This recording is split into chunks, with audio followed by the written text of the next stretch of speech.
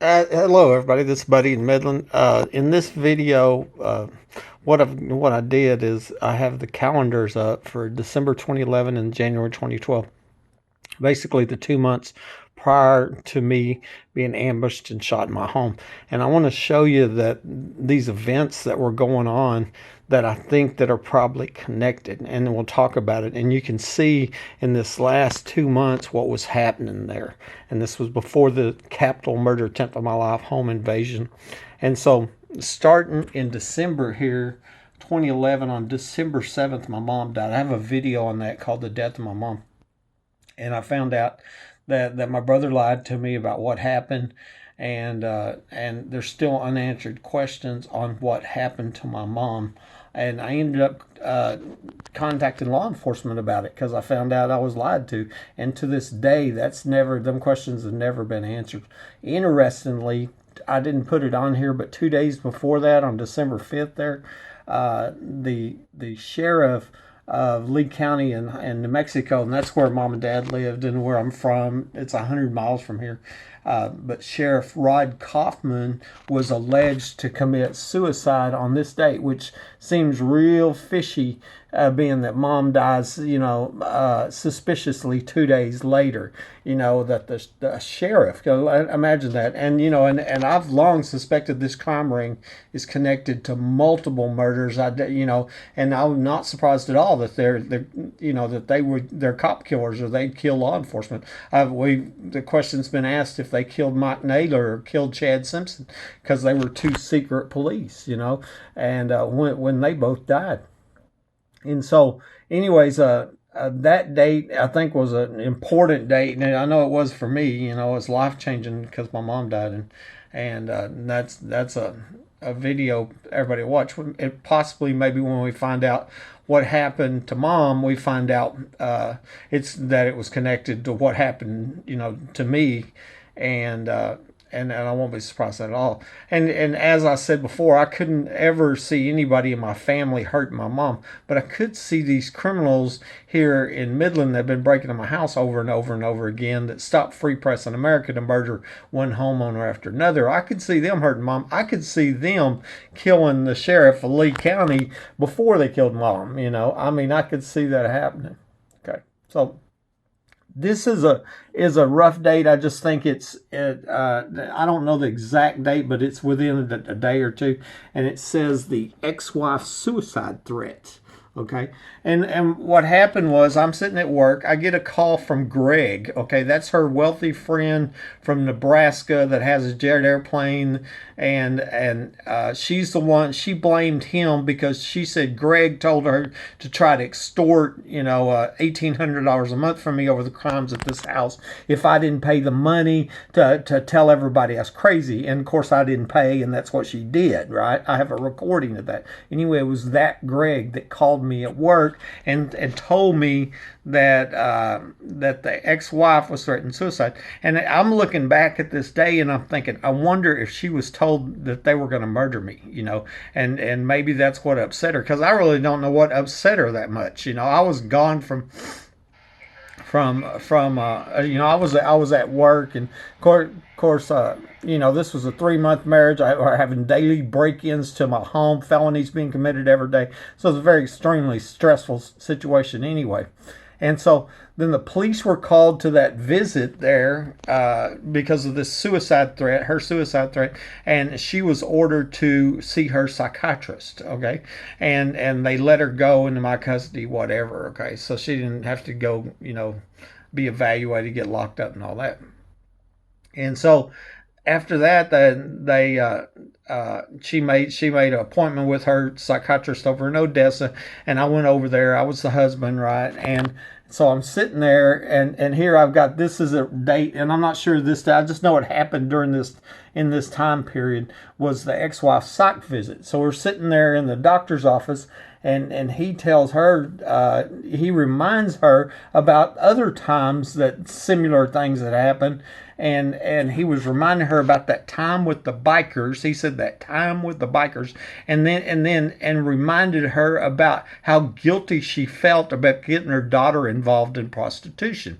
And and that was news to me when I overheard this doctor. Actually, I ended up subpoenaing my lawyer subpoenaed her psychiatrist court records or medical records, and for the protective order she filed, so that could come out in court. And I tried to testify to that, being that I heard that doctor tell her about the time where she was so upset about getting her daughter involved in prostitution, and because it seemed to be important in that court case, and the district attorney didn't want the judge to hear that, objected, the judge agreed, and it got squashed basically. So that happened during this time frame.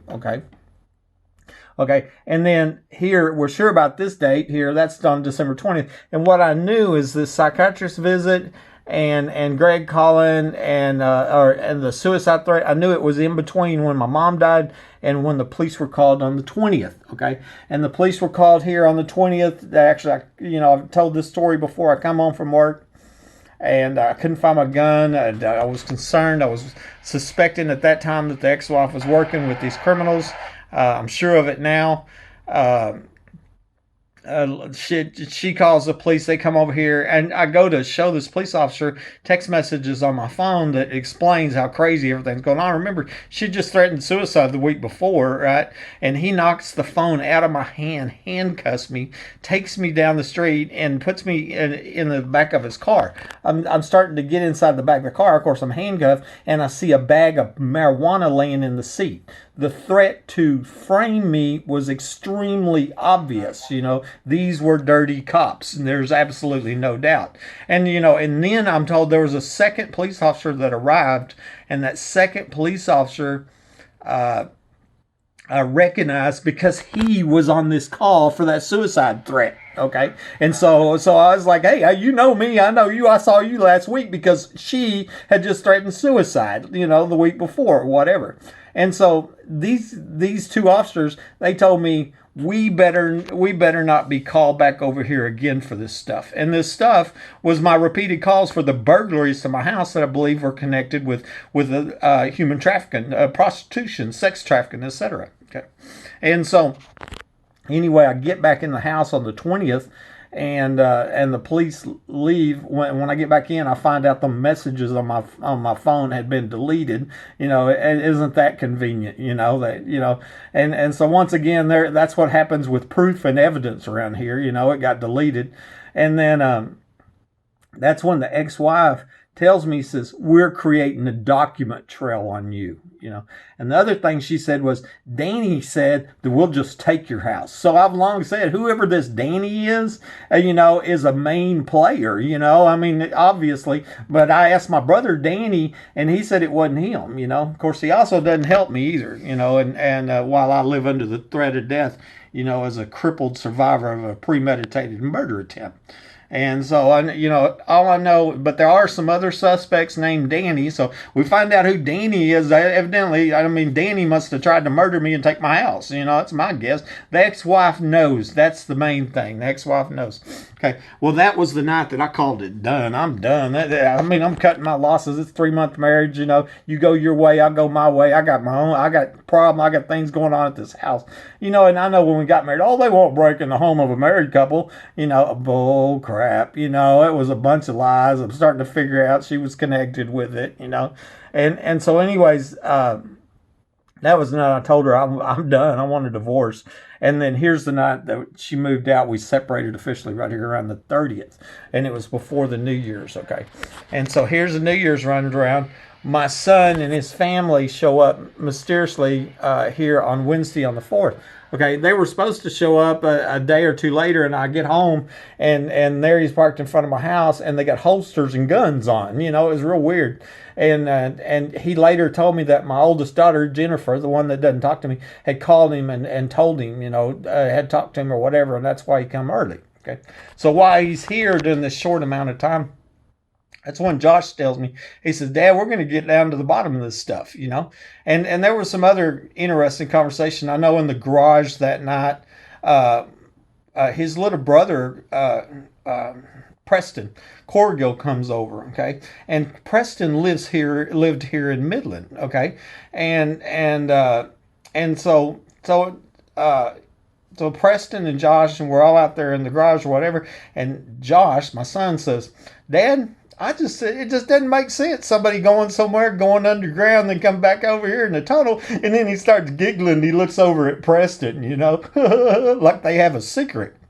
So I've long suspected that Preston Corgill and my son knows something about what's going on here, because what, 3 weeks later, I'm ambushed and shot by somebody under my home. And it looks like they went, I mean, based on the evidence, I'm guessing they're parking in the Home Depot parking lot. They were going underground there, and they were coming back over here via a tunnel that now has concrete after I showed Homeland last year, where I believed it was. And they were in the underground home in the backyard that you can see on Google Maps, and it's only one of $4 million underground homes. That's based on evidence what I'm believing. But anyway, that was my son comes down on that date.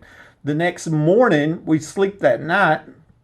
He knocks on my door with tears in his eyes, and he got a phone call, and his grandpa died, Don Calloway. Okay, interestingly, Don Calloway and his wife, my first in-laws, Don and Ann Calloway, Hobbs, New Mexico, they built the home that I lived in Hobbs, New Mexico, okay, for 16 years. And they built it, and they built the one next door that they lived in too, okay. And only later after here that I find out that it's not only my home that is rigged and people in the attic, but people all over Midland, Odessa, Texas, multiple other states reporting people in the attic, including Hobbs, New Mexico. And I'm looking back and I'm thinking that home in Hobbs was rigged. I remember in 2002 that my youngest daughter told me about a light on in the attic, and I hadn't been up there. And then for years I thought it was an ex-wife, that Cindy, that had been up there. But then she tells me before she died, conveniently, how everybody's dying,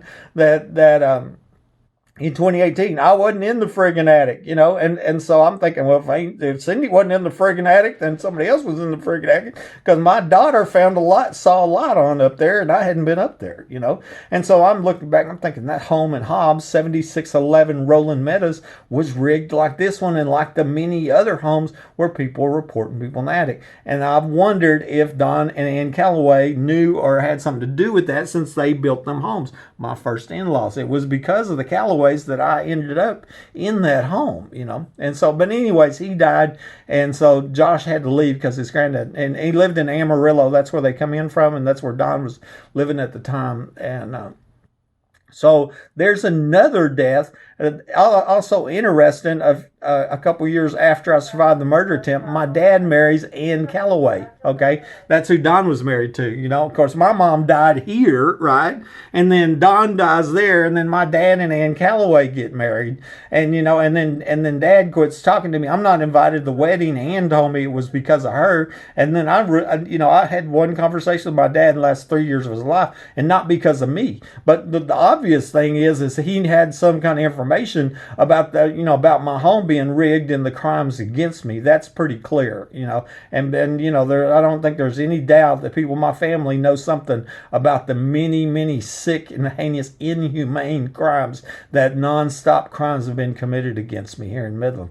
Okay, and so ex-wife left right there, and she just left. Then I'm wanting to end. I'm sick and tired of these people breaking my house, and so I tear gas the attic. Now that date's not a hard date. I just know it's within that time period that I tear gas the attic. It was before Matt Hyman died. I know that. Okay, just a few days before Matt Hyman dies, I tear gas the attic. I pretended to go to sleep, and and I can hear them here. I know they sleep here. And then I waited, for an hour or two, jumped up, ran, shut the breakers off, and then I started setting off tear gas in the attic. I did this very quickly. I was set up and ready to do it. And I could hear the people in the attic scrambling around, and I mean, it was panic. It wasn't that they were sneaking around and making a little bump noise. I mean, you could hear them as clear as can be. They're trying to get out of my attic as fast as they can, because tear gas is going off up there. I got them home good that night, and I was hoping that they would go away and they'd leave me alone, and go break in somebody else's house, whatever. Of course, I didn't know the extent of all the crimes at that time. I had no idea there was $4 million underground homes and the multiple murders and all the other stuff. But the next day I come home from work, and it was at lunch, and then I heard a person coughing in my attic, and so they didn't leave, and that was the last time that I tear gassed my attic. I always knew that I used 3 cans of tear gas. If I'd gone to 10 cans, nobody would have walked out. I've long known I could get rid of these criminals that break into my house with guns, threaten my life, and steal from me. I've known that, and while the police look the other way, and I'm having my life threatened every single day from the time I get up, time I go to bed. My life is threatened and has been for many years, and I could have killed them a long time ago, and I don't need guns. That's why you all get guns and shoot them. I don't need that. I know how to take them out. I figured out when I tear gas that attic how to end this, but I want the law enforcement to arrest them and where nobody else gets hurt, and and this ends, And so, anyways, I tear gas the attic. I was worried about retribution, because I went after them, and that was on that Saturday there on the 14th, when I noticed somebody was trying to come into my bedroom. Okay, and I, of course, I had a gun on at that time, and I secured my door, and I put electricity on the doorknob. Okay, and once again, this ain't what if, could be, might be. Oh, I heard a bump. There was people in my house, and my doors were locked shut. The front door and back door and the windows, because I had all these crimes. They come in from the underground entrance. I believe they come in from the utility room from where I shot, where that now removed trap door is. The same door that MPD officers Davis, Dickey, Chatwell, and Angel and Hale come in. That's where they come in from. They were in my home, and I call this the first murder attempt on the 14th, because that these people have been breaking into my home for a long time, but coming into my bedroom was a whole different deal. I was worried that they were going to kick the door in and kill me, like I believe happened to the last homeowner, Mike Lahan, because I found the door had been kicked in, and that was one reason I put electricity on the doorknob. Well, anyway, on the same day, at the same time, a young attorney landman, Matt Hyman, died. And I've long suspected that him and his friends were in my hallway, and they grabbed that, Matt grabbed that doorknob and it electrocuted him. His friends saw him go down, and instead of calling 911 for help to try to save their friend's life, they decided to let him die, and so they didn't get busted. That's what I believe happened. And, and I think, evidence will show that. I mean, there's plenty of evidence already. 2 of his friends ended up threatening me. They were desperate to stop me from asking questions, Hillman and Mertz, and I have the print screens on that. They didn't want me asking questions, and so I've long suspected that possibly Matt Hyman getting himself killed here in a home invasion murder attempt, right? And then that might have been the motive for murder here on the 28th, 2 weeks later, and they're upset because their friend died, whatever. Okay, and who are they blaming? The guy that's staying home minding his own business. They're breaking into my home. Okay, and so anyways, the other thing, I think landmen are the people who would be connected to oil show parties, underground oil show parties, and all that. Okay, so here, just a couple days after that, that's the ex-wife comes by my house. Remember, we're separated, and she brings my life insurance books back along with filled out divorce papers. Okay, well, that's when I didn't know that she had taken these life insurance booklets when we separated on the 30th, and then she brings them back here. And and a lot of people have questioned that, why did she bring them back? Especially if I didn't even know they were gone. I wondered that maybe she bought them back so she didn't have physical, possession of them when my murder was ruled an accident by her lifelong friend, Rosie Rodriguez. So that's when I found out the life insurance books were taken, was after she brought them back, and And they showed that if my murder was ruled an accident, then it added an extra $500,000 for the accidental death benefit. But the big prize was this special rigged home with the underground, facility in the backyard. Okay, and so on the 17th and on the 19th, I show X-rays. X-rays. What that is about a few months after the murder attempt. My private doctor, a personal doctor, whatever, ordered X-rays. They were read by a radiologist named Dr. Hinton. Dr. Hinton stated that he compared my X-rays from the 17th to other X-rays I had taken on the 19th. Okay, and he said the 17th was the injury date. Okay, but I was shot on the 28th, 11 days later. Okay, and that wasn't one date; that was two dates. There were two sets of X-rays that he compared, and they were both before I was shot. So that told me he wasn't looking at my X-rays. It also, what it told me is somebody else was shot before me, 11 days before me, here on the 17th. So I believe somebody else was shot in the right foot, in the ankle, with the shotgun on that date. And then they took his X-rays and they put my name on them here. Okay, so it just makes sense, this guy. But then I have the radiological report where Dr. Hinton signed it, stating that he compared my X-rays from the 17th and 19th. So I believe somebody was shot with 17th, and somebody knows who was shot on the 17th. Okay. And then on the 23rd, this is a good date for sure, hard date, is January 23rd, I filed for divorce. Okay. And this was ending a 3-month marriage at that time, under allegations that she was working with a prostitution ring. Actually, right before the weekend before I had filed this divorce, she comes over with a pickup truck and we're loading her stuff up because, see, she separated on here, but she didn't take anything with her, just a couple suitcases. Okay. And I had all her stuff in the garage boxed up. I gave her furniture. It was, act of kindness is what it was. And so, she comes over on that Sunday afternoon, and there was some interesting conversations that happened there on that day. One, she told me that my family was on a secret ski vacation and I wasn't invited to. And that I found out later that was true. There was a secret ski vacation that my family went on and they didn't invite me to on that same weekend. And then she also, she was telling me, this is why we're loading up, boxes or whatever in that truck. And like I said, I'm thinking around the 21st, or no, it was on the 22nd on a Sunday. And she's telling me, yeah, about 15 years ago, that your dad had an affair on your mom with a lady named Pat Mason, and everybody in the family knew but me. She told me that, here I was married to her for 3 months and she's not even from my hometown and she knows more about my family than I do. And she's out there telling me the story. Interestingly, Pat Mason used to be married to Dwayne Mason.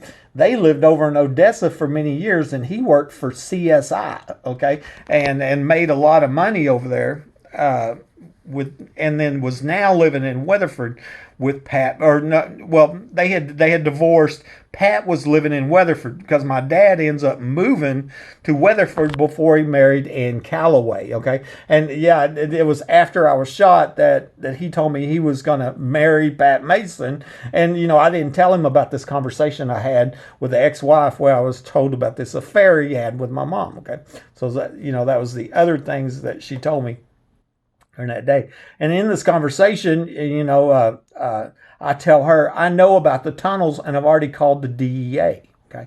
And I just called the DEA in January 2012, reported a suspected smuggling tunnel. And not just, I called the El Paso DEA, talked to them, and then called the Midland DEA. They told me, when I called El Paso, they told me there's a Midland DEA office. So I turned around and called Midland and I talked to them. So I talked to two DEA agents in two different towns and telling them that I believe there was a smuggling tunnel here at my home. They didn't look, and 2 weeks later I'm ambushed and shot. A lot of people have questioned if somebody at the DEA didn't set me up to be murdered because I reported crime to them. And has there been other citizens that did their civic duty, called law enforcement, called the DEA up, reported crime, and now they're dead, because we have a corrupt DEA agent that's taking the calls, and you stumble on information like a tunnel tunnels and murder facilities and prostitution parties, whatever, and you get murdered for it because of corrupt DEA agents. So, but anyways, I tell her I've already called the DEA. She thinks about what I'm saying and then says, I'm not a part of a prostitution ring. I didn't say anything about prostitution. I said I'm not, and I said I knew about the tunnels. That's what convinced me that these tunnels and the underground homes were being used for prostitution. And then keep in mind, this was before I'm ambushed and shot, because I turned around and I filed divorce here. Okay, and here's this week, and boom, here's this night. And it's been talked about. I went to the grocery store, come home, figured out somebody was had been inside my home once again. I'd been reporting these burglaries for 14 months to the police. By that time, I'd already called the police, the Texas Rangers, the FBI. I told family, friends, everybody, somebody's breaking this house. But anyway, on that day, I got an idea on to tie wire my spare door shut. The ex-wife had already told me there was a trap door in this house. I just didn't know where it was at, and I was trying to compartmentalize my house and figure out where the trap door was at. That's why I tie wired the doors. What I didn't know is I trapped a burglar in my guest bathroom when I tie wired them doors shut. Okay, and keep in mind, I'm on the other side of the door with a gun and have a right to protect my life and property. And of course, here they got $1 million underground facilities. They got a dozen secret police, on the payroll to help them cover up murders. They can stop free press and murder, free press in America to murder one innocent homeowner after another. They've got technology. They can hack my security cameras. They can hack my phones, and a piece of tie wire, and it trapped one of these criminals in a felony. And they're breaking into a private home, and I'm on the other side of the door with a gun. It's a dire situation for them. And, and some people have wondered if it wasn't some corrupt police under my home that used that as an excuse. And because they couldn't, if they arrested the criminal that was breaking into my home, the home intruder burglar, for the crime that they were during the commission of a felony, right? The crime that they were committing at the time, then it would expose the underground tunnels, the homes, the prostitution parties, murder the last homeowner, murder the young girl, all the other homes are rigged, and the medical crimes, of course, we didn't have medical crimes at that time, but it would expose this whole crime network. Well, and I think that these corrupt police were part of that crime network. They were part of these burglaries. They had been looking the other way, allowing the theft of services and the burglaries by the tens or hundreds. It just tens of thousands of crimes were going on. Just outright lawlessness and racketeering is what it is. And so anyways, I'm ambushed and shot by somebody under the home with burglar alarms going off in the attic. That's a crazy story, right? Except now I've got homeowners documented all over reporting people in the attic. Multiple people documented saying underground homes and tunnels are here, proof that I wasn't shot with my gun. Now we're just in the blatant point of lawlessness. Now they're to the point where, hey, if we want, we'll break in your home, murder you. What are you going to do about it? You going to call News West 9? Ha ha ha. You going to call CBS 7? Ha ha ha. You going to call the Midland Reporter Telegram? Ha ha ha. You can call the sheriff, the Texas Rangers, the FBI. Who are you going to call? We're going to break in your home, kill you. What are you going to do about it? That's really where it's at. And so here I also put the first surgery because that was part of proving that my x-rays were faked at the hospital. I think it's also important during this time period is when the ex-wife come in and told me the secret is a group of doctors are killing people for profit. Of course, she didn't tell me that her brother-in-law was a doctor, and I've long suspected that them doctors were trying to turn me into profit, and that might be who come up with the idea, maybe whoever, here with the x-rays, right, took care of this guy that was shot in the foot there on the 17th, and I think this is all planned out where added extra $500,000. She had the life insurance booklets, they can, I tell you what, let's just use these x-rays and then we'll shoot him with a 45 with a Glazer safety slug. It'll have pellets in it, and it'll look like he got shot. It'll appear that he got shot with a shotgun, and then we'll have Rosie Rodriguez. She'll rule this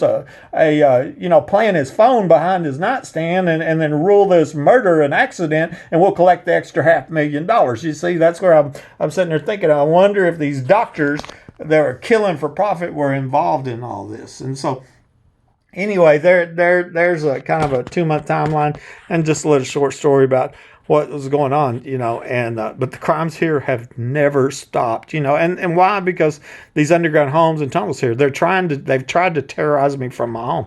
This is Buddy. Talk to you later.